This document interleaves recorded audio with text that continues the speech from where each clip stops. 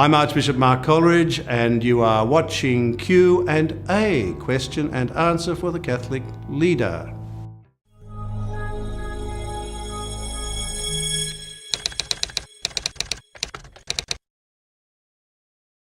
These days we hear quite a lot of talk about religious liberty, and rightly so, because religious liberty is a precious thing, and in a sense it's always under threat.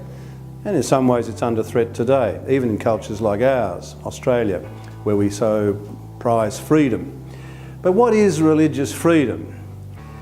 Because sometimes you hear people talk about it in a way that is a bit unsure, a bit unclear. So what is this thing we call religious liberty or religious freedom? Well, it's easy to say, first of all, what it's not. It's not a freedom to do what you like. And it's certainly not a freedom to ram down other people's throats some kind of religious or pseudo-religious and ideological package. So it's not that kind of thing.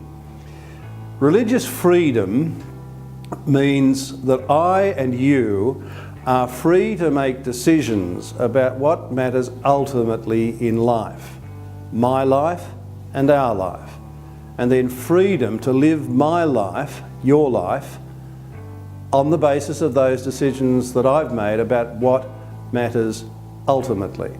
But to do all of that within the bounds of justly legislated laws.